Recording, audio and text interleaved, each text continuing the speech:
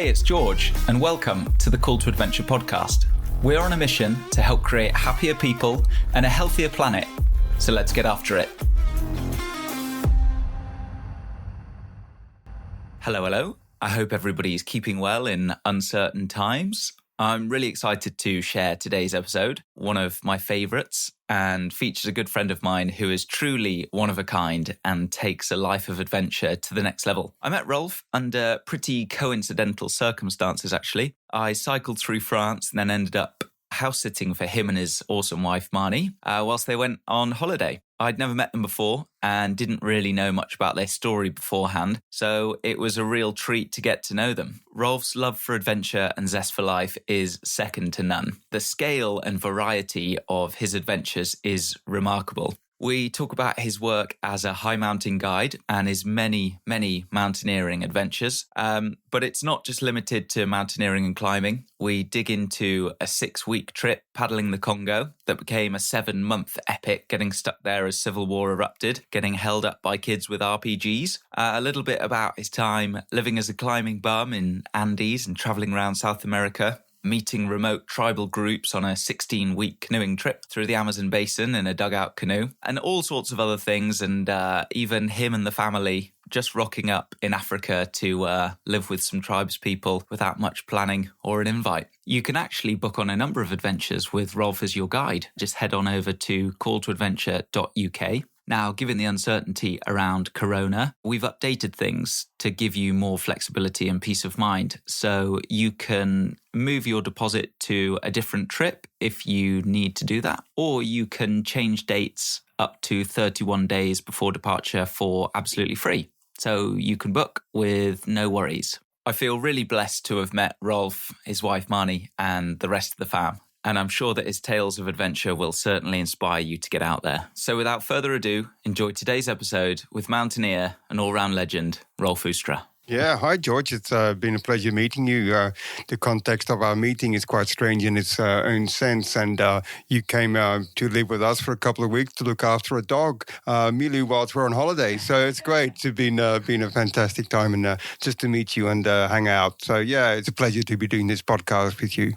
These are always the best, the kind of happenstance things that happen. I bought my microphone just in case something happened and I got to record a podcast, and then I'd been in touch with your wife Marnie about a house sit, and then a few little tidbits of adventure got dribbled here and there, and I was like, you said, oh yeah, I'm taking a client to Everest, because Marnie mentioned that you had an expedition company, and I was like, yeah, Everest Base Camp looks great, and you were like, no, Everest. And I was like, okay, well, let's have a little look at this. And then little bits of adventure have kind of trickled out from there. So I'm keen to get into it. There's loads of stuff that I want to ask you about. The climbs that you've done and the expeditions and the all-round adventure stuff. But other than the kind of background that I've just given, can you just tee us up for your journey into climbing? It starts back to my arrival in Australia when I was around 10 years old from Holland. My parents are Dutch, and my dad is an engineer, and he scored some work in Australia, and he dragged the whole family with him.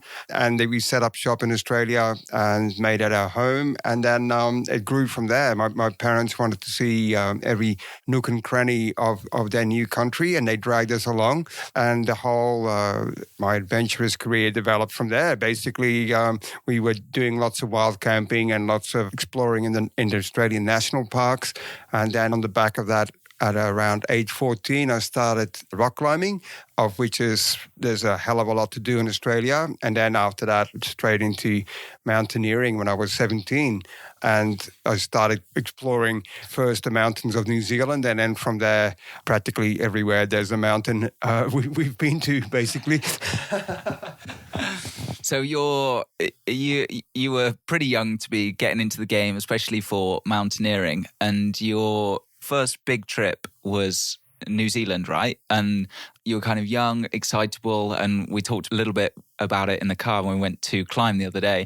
You had a pretty rude awakening and kind of a very tough entrance into the world of mountaineering, and it kind of got real very quickly. Can you just give the kind of high-level keynotes on that? It was the wake-up call that's always at the back of your mind, but when you start to climb, and particularly if you're starting off as an alpinist, you start to, understand how serious the environment can be. But obviously when you're kind of like 18, 19 or so, you're not thinking about it as much because you've got this immortality complex.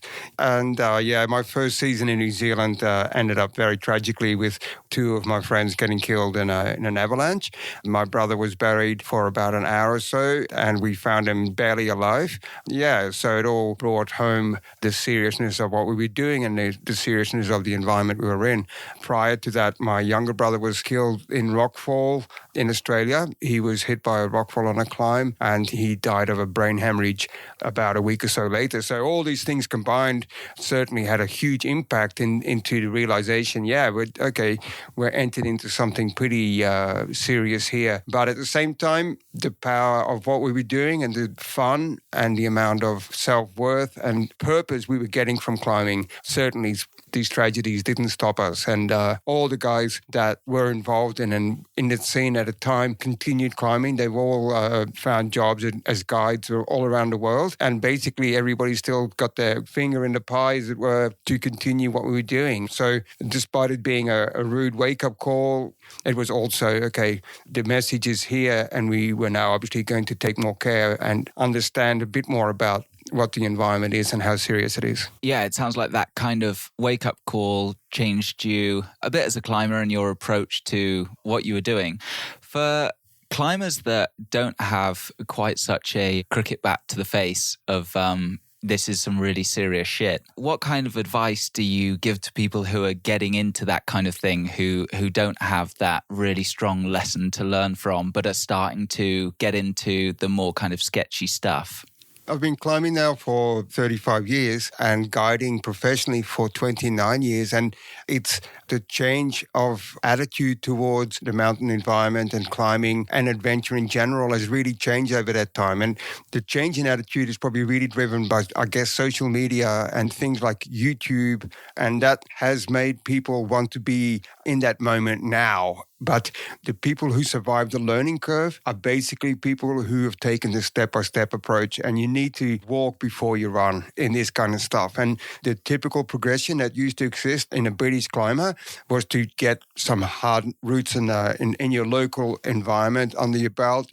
If you're living in London, say, you would make trips to the peaks and you make trips to the Lake District and start climbing there, and then go on trips to Scotland, spend like a couple of seasons there in the winter, and then go on to the Alps, and then from there a couple of seasons in the Alps, and then look onto the bigger ranges. And then when you're first going to a super high altitude expedition, like say above 6,000 meters, then just to find an easy objective first, learn everything there is to learn about climbing at altitude, and then progressing into bigger and bigger projects. But that time frame is usually around 3 or 4 years, maybe even more, maybe 5 or 6 years. If you're looking at the people who are attempting base camp, who are attempting K2, then you won't find anybody sitting at the base camp of K2 who's got less than, say, 15 or 20 years of mountaineering experience behind them. And that's the kind of apprenticeship you really need to be doing if you're looking to do some really ambitious projects.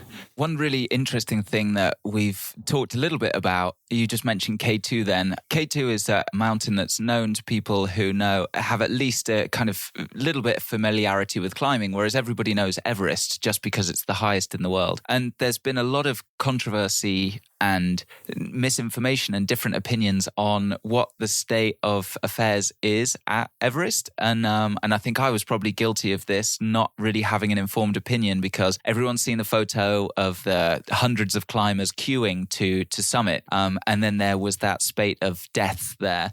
But you kind of had a bit of a different take on Everest as a whole and what it can be, and you guys tend to take a different approach to what most people are doing. Can you just talk a bit about that? I've been on 4 expeditions to Mount Everest, 2 to the south side and 2 to the north side. I summited in 2016 with a client. Every single time I've been to Everest, I've worked as a guide. And so the impression you get and the feel you get from the mountain and what the mountain is about is very different to how your clients see it. Obviously, we're looking at it from a management perspective about how to manage not only the team, but all the logistics and how to work with our Sherpa team and to support the client in the best possible way to get them to the summit. So everything has to align before we make a summit attempt. And that gives you a very different take on the mountain and climbing it. And for example, this year we attempted a summit attempt from the north side, from Tibet, which actually is a lot less crowded. It had like 130 or 140 foreign climbers at the base camp in contrast to probably triple that number on the south side in Nepal. And we had 4 out of our 6 people reach the summit. And there's a lot of stories that came back from our expedition, and they were all quite dramatic, and they all seemed to be fed by the reports that the media were given about, how dramatic it is and surviving storms and queues on Everest and this and that. But you know what? If you're working a mountain and seeing it from a guide perspective or a Sherpa perspective, that is life at 8,000 meters. You can't expect it to be absolutely perfect. You can't compare it to climbing a 6,000 meter mountain or a mountain in the Alps. You're way, way above the death zone. Everything is redlining in extremity. You're looking at something that, the weather changes, the consequences of just 10 kilometers speed difference build up is going to really affect the dynamics of the climb, your breathing, how cold it is. Everything is extreme, and more extreme. And so that's what, as a guide and as Sherpa, we know to expect. And if it's your first time at this kind of altitude and it's the first time to do something like this, then it seems like a huge deal. It's a big slap in the face and it's a massive wake-up call as to, wow, this is the reality of this kind of environment. But if you're there a lot, then it's I can't say it's just another day in the office, but certainly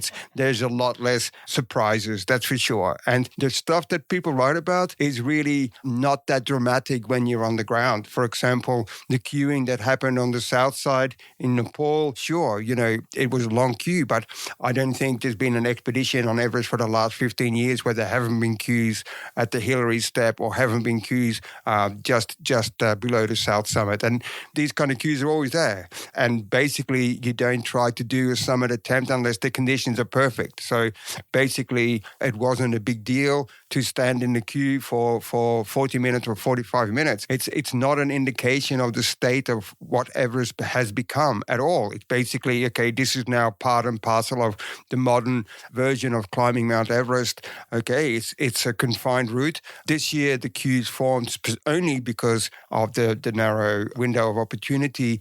The weather was only favorable to reach the summit for a very small amount of time, and people went for it. And in contrast to last year, there was, say, a 10-day window of opportunity, and the queues were a lot less because some teams decided to go on day 6 and some teams decided to go on day 8. And all these teams who left it to a later date, they virtually had the summit to themselves. Yeah, that's fascinating to hear because that's certainly not what you tend to read in a lot of places. You mentioned a couple of times Sherpas there. They're obviously crucial to teams getting to the summit. I think a lot of people don't have an idea about what it's like being a Sherpa, what they're actually doing. And can you talk a bit about what it... Because you have a team of Sherpas that you kind of work with, right? Can you talk about how you found them, what makes a good Sherpa and what their life looks like? Yeah, we're kind of unique in a sense that we've worked with all our teams for a long time. And it's not just unique to our Sherpas in Nepal. This is also very typical of our teams working for us on mountains like Kilimanjaro, for us on mountains like Aconcagua, working in the Andes, working in Alaska. Everywhere where we formulated a ground crew has always been based on us knowing them since they were young. And we went through the whole growing up thing together. We went through the whole thing of, climbing together and then starting to become business partners along the way. And that's like, for example, with our Kilimanjaro crew, I met the guys first when they were porters. I was working as my first or second season on Kilimanjaro, and we hooked up with our porters. We really connected, had a great time climbing Kilimanjaro. And they were like 16 and 17, and they just started as a way to make money for their families, and they were lugging all these heavy loads up Kilimanjaro. And, we saw something in these kids. We said, okay, listen, we're going to put you through school. We're going to get your qualifications so you can become a guide on Kilimanjaro. And there's no obligations to come and work for us. But if we see you in the future and you like being a mountain guide, let's talk, And then that's the basic relationship we have with all our crews all around the world. And our Sherpas are no different. We've known our Sherpa teams for a long, long time, at least 15 years. And we've been certainly on, I don't know, maybe 50 or 60 expeditions to the Himalayas. Together, we've been through hell and back. And we are not only using them as an employer perspective at all. It's like we're not just taking them up for the job. We're heavily involved with their families. If there's a disaster strikes a family, if, say, one of the Sherpas loses their life, we're there to pick up the pieces for the families, sending their kids to school and supporting the widows, for as long a period as we can financially. We're always there for them. And we've got this huge bond with all our teams everywhere because we're not just connected to them as an employer basis. We're part of their family and they're part of our families. And the doors are always open. If they are in Europe or if they find themselves here, they can come and stay. We have a house full of people the whole time, people from Morocco, people from Argentina, people from everywhere around the world, sleeping on sofas, sleeping in my bed, sleeping everywhere. Basically, it's a great family connection. And because of this, our clients also have a very different insight into a country when they come on our expeditions. Because, for example, when we do come to Nepal, say for one of our starter treks is Everest Base Camp, to trek to Everest Base Camp. When we're there, we go and visit the families of our teams and they have a night or so in the Sherpa houses. They drink with the Sherpas who are now Everest guides or who work as icefall doctors in the Khumbu Icefall. We play football with all the kids. We hang out with all the kids. And often our clients, they end up having a massive connection with our local teams and end up sponsoring kids to send them through school and all that sort of stuff. And it's not just about achieving a summit or having a target to fulfill. It's about a huge experience. And the biggest part of that experience is the local teams. And once people have had an insight into somebody who lives a life totally different to your own, then it's a huge way to connect with people. And it's a fantastic way of, sharing people's lives. And because they do lead such a different, I would say a much more humble existence than us, much less complicated, it's a really nice connection for people in the West to have and to understand that, hey, these people might live on the other side of the world. We only hear through media, we only hear the bad news about, everybody else, but actually they're pretty cool people on the ground. Can you talk about the couple of guys that you had on who were having the kind of Brexit, and then their views were changed after spending their time on expedition, and what happened there? Yeah, without going into too many details, we had a guy along. He's actually a great climber and he's a good friend of mine, but I would certainly say that our political opinions don't really match.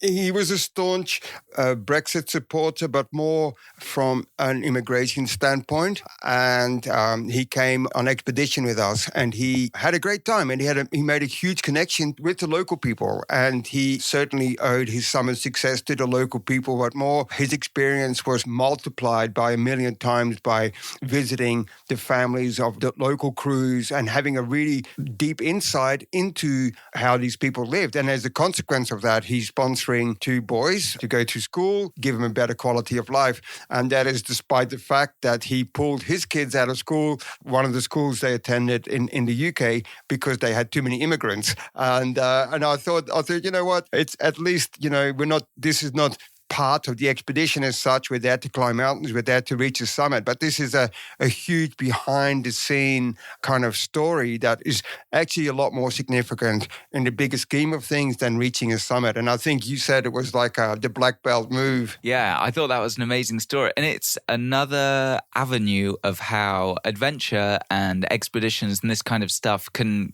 changes people. Like it really does. So I'm not even I'll say it, but they always say travel broadens the mind. But then adventure kind of takes it to the next step where you purposefully put yourself in a very uncomfortable position. And a lot of people talk about the benefits of like personal development, personal growth, a lot to do with self-confidence, doing things that they thought they could never do, and kind of really feeling like they are becoming the person, a bigger person than they were before they started this big target, whatever they were doing. But then there's so many aspects to it. Like we've talked a little bit about how it makes people more responsible in the way they interact with nature. And then there's that example of like the kind of human side of it, where people realize that people around the world are just like them. They just live somewhere else. And I heard something the other day that I thought was kind of to the same point, where they were talking about how with Brexit, the people who argued that immigration was the biggest determinant of why they voted Brexit, it's almost always people who live in small rural countryside towns who don't really have any immigrants. The people in the city who live with immigrants just realize, because they have so much contact with them, they're like, oh, they're just people, and that's fine. So I'm fine with that. If we're going to get a few more doctors and nurses in, then like that's no problem for me.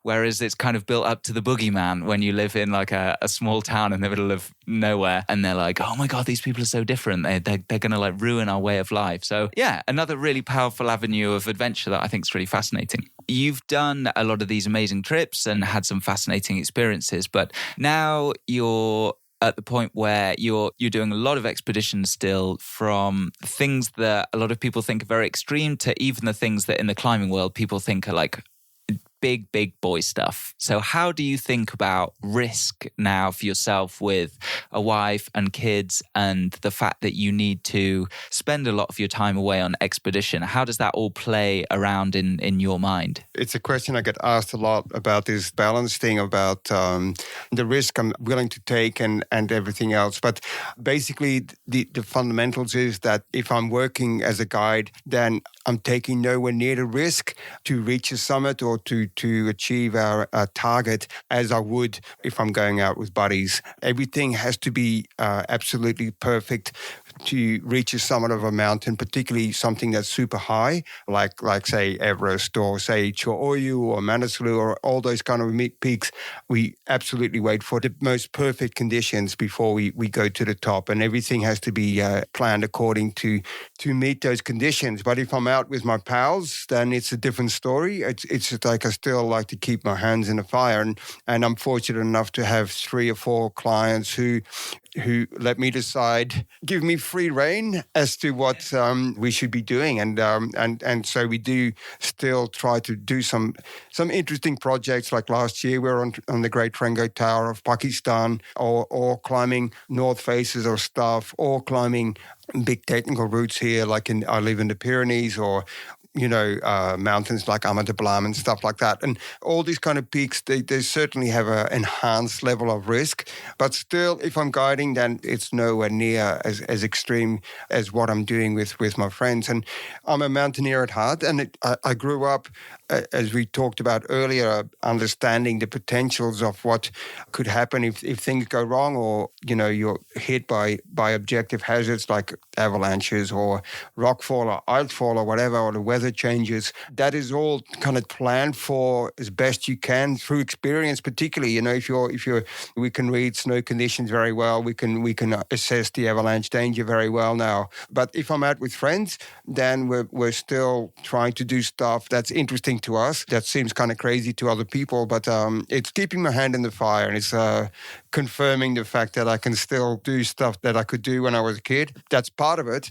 But also, once you get addicted to hard alpinism, you're never going to give it up. And the rewards seem really obscure to somebody who isn't involved in the game, but it's actually the closest thing to being a junkie. And you can say things like, yeah, they're adrenaline junkies, and you watch movies like Riding Giants and all that kind of stuff, and say, yeah, these guys are addicted to adrenaline. But it's just like that's short-lived stuff. But mountaineering expeditions are long-lived stuff, and you're cranking up the potential of getting hurt to the nth degree. But equally, the rewards that come from achieving your summit like that are just amazing. And of course, every single time I've done a nice project with friends or climbed something great with my more specialist clients, we walk away and we think we're never going to do this again. And then as we're walking down the glacier, that feeling really subsides really quickly, and we start looking around and we're looking at these peaks and we're going, hey, how about that one? It's a hell of an addiction. It's an enjoyable thing. I need my fix maybe once or twice a year where I'm doing stuff with friends, and the rest of the time I'm working as a guide. And a lot of my work now is climbing 7 summits, which I'm super familiar with. Like you mentioned, I've done a lot of Kilimanjaros, a lot of Aconcagüas, Denalis, Everest, and all that kind of stuff. And I'm just about to sign up for a season in Antarctica to climb Vinson multiple times. And all that is sort of the stuff I know really well, and I know about the potential risks of climbing these mountains, and we manage those risks really well, and we never have any problems with clients on these kind of trips because of the background support they get from myself and from my crews. You mentioned Cho'oyu before, which is over 8,000 meters, right? And I wonder if this is part of your kind of adventure fix that you need a couple of times a year. But what was behind the 24-hour challenge for Cho'oyu that you did there? Oh, that was just a question of circumstance.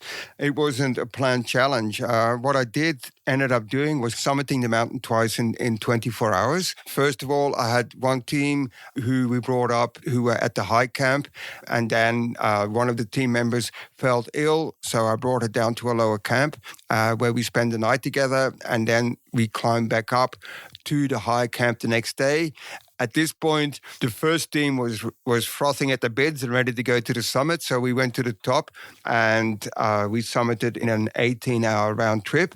Then I came back down and met up with the second part of the team and summited, had like 4 hours to brew up and drink and eat, and then do another 20-hour trip back up to bring the second lot to the summit. So I didn't really plan it. It was just, actually it was quite interesting from my perspective to see if I was capable of that. And yeah, I was functioning and I was making rational decisions. I was, perfectly in the zone. And it actually turned out to be something like a 50-hour day, all things considered. And most of that time was over 8,000 meters. And it was great to confirm, to myself at least that, hey, I can actually do this stuff and I'm capable of doing this kind of achievement, if you like. I'm surprised even from like a tiredness perspective, like you've got that altitude, the tiredness, I guess exhaustion is probably a better way to describe it. Like it's not just not sleeping that much, it's like physical exertion. And then the fact that you're at 8,000 meters and all the kind of biological effects, but then there's the fact that you're the guide and you're kind of the guy who everything sits on as well. That's, I guess not everybody's cup of tea, but sounds like an awesome thing for you to do as a kind of just to know like this is the kind of level that I'm operating at. It's always interesting to learn that about yourself. And, it's not just guiding teams to the summit. It was also like for the second team, the first team has already descended with the Sherpas. I had one Sherpa left to help support me for the second team. And we spent the night back in the high camp after our summit. And then we descended the next day. There was some massive avalanches on the way. So it was super high, intensive stuff. And, I actually never felt really tired during the whole time. It was beyond, you're talking about catching a second wind and all that sort of stuff. But I don't know how many winds I must have gone through. But the funny thing was when I got back to base camp, eventually, I think by then we were like into 60 hours, maybe 65 hours of being on the move and climbing. And I was obviously beyond exhausted. I couldn't even talk anymore. But when I got back into base camp, I couldn't sleep. And I didn't sleep for 2 or 3 days. I was absolutely wired. It's my mind was just going through the tape nonstop. It's like rewind. And that I found super interesting too, because it's like not only had I been awake for like 2.5 or 3 days, it's more that I literally didn't get to sleep for another 2 days because I was just kind of rewinding the tape. I was absolutely totally wired about the whole experience. Yeah, I think you probably had about 5 years worth of adrenaline running through those adrenal glands in like 3 days, just completely buzzed. So Climbing's kind of come a long way over the last 40 years and is very different to what it used to be, as it started as kind of fringe sport. And I'm sure a lot of people have seen Valley Uprising, which does a really good job of kind of showing the evolution of what was a kind of anti-establishment movement of like, fuck the way things are. I just want to do something different. A bit like skateboarding, or I guess surfing used to be too. And now it's become a lot more mainstream, professionalized, and it's a sport much more than a kind of lifestyle for some people anyway. How do you think about how climbing's changed? Because you've been in it for a long time now, like 3 decades. And what would you like to see more of or less of going forward? Sure, there's been a lot of changes. I mean, I first started climbing in 1984. It is actually the year I started climbing. And at that time, it was very fringe. And there was very few people at my school, for example, who climbed. In fact, it was only 2. and I mean, in comparison to the rugby crowd and the football crowd and everybody else, it was like a very strange thing to be doing, to sneak off after school or during school hours or whichever time, whatever minute we had, to be climbing rocks. And yeah, but amazing thing about it was that the freedom it gave you, that you didn't have an obligation to any team. It was not a team sport. It was only about yourself. It was only about putting a problem in front of you and trying to solve it yourself. And the French here have a great phrase that climbing is as much about your body as it is gymnastics, as it is chess. You know, your body performs the move and your mind thinks about the moves, or a combination like that. And so that's how we saw it too. It was like a great, not only a mental problem, but also a physical problem. So yeah, really good. And from that progression, we started mountaineering, and even that, it was seen as pretty fringe. You know, there wasn't a lot of people mountaineering, and the only people who probably were on guided trips. There wasn't too many independent alpinists. And I think that is still the case because, you know, the parts of climbing that have really progressed are like the indoor climbing scene and the guided scene in the Alps and the expedition scene where people are paying money to join commercial expeditions. And that's great. I mean, it's a great way for people to get started and a great way for people to experience the mountains for the first time. But say the alpinist movement, the best alpinists in the world are really not known to anybody. You know, I mean, I'm sure that if I were to ask you who are the top 5 alpinists of all time, you wouldn't have a clue. And that's still the case. I mean, they operate really independently, really in the shadows of the world, and they are doing stuff that you've never heard of, you know, like mountains like Biachetti 3 or Serra Torre or all these kind of peaks that people are not familiar with. People are familiar with like mountains like Kilimanjaro and Mont Blanc, Everest, of course, but from an alpinist perspective, that's very different. I mean, it's more about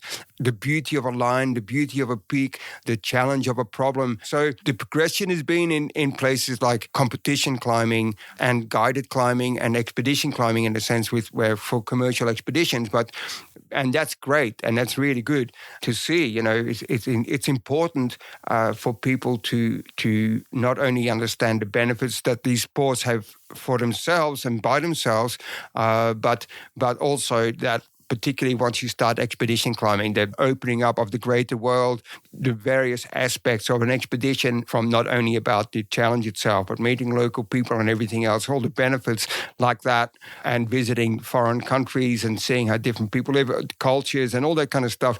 It all adds to the experience. And it's very important that people have an understanding of that and experience that and live that and do that kind of stuff. It's super important. But then, you know, always in the shadows, there's your alpinist. And I think fundamentally people realize that this is a very different aspect of climbing. This is a very different game. And to be able to play the game well and to operate as an alpinist as a high level, it's a very different world. And you need to know your stuff, and you need to climb at a hard level, and you need to be able to take risks and rationalize the risks and understand the potentials of when things go wrong and how things go wrong and how you can problem solve. And it's certainly a game that's not for everybody. And that's why it probably has so few people doing it. You obviously love mountaineering with a passion after this kind of 30-year career of doing all this amazing stuff. Has there ever been a point where you've considered pulling the plug on it, or has that never even kind of crossed your mind? You've just dealt with whatever's come across your plate, but you always knew that you were going to continue? I mean, the thing is with mountaineering, it's something I grew up with and something that's super ingrained in the psyche, and it's always going to be part of me. But it's not just chasing adventures in the mountain. It's also been about chasing adventures in different environments, like going on extreme expeditions into the desert and polar stuff and jungle stuff. And I would say that the scariest moments I've had have certainly been in places that I wasn't really super comfortable with, like the rainforest, for example. We were on a sponsored expedition to paddle the Congo River in Zaire, and we were in a civil war, and that whole situation certainly brought about a huge realization. It's like, holy shit, we're here not only in a kind of crazy environment like the tropical rainforest, trying to run it in canoes, but also there's a hell of a lot of fighting and stuff going on around us, and that is the closest thing where I've thought, okay, you know what, we seriously need to have a rethink about what we're doing. And perhaps we shouldn't purposely throw ourselves into these kind of situations and actually actively look for them and to see what, where, wow, let's go and do this, let's try that. Just because there's a blank on the map there doesn't mean it's not dangerous. Okay, right. We're going to dig into this one. So what actually happened? I want to hear this. It was... We wanted to paddle the Congo River, and they provided us with some money and lots of stickers and promotional material. And it was an interesting scenario because we were thinking that from source to finish, it would probably take us around 6 weeks.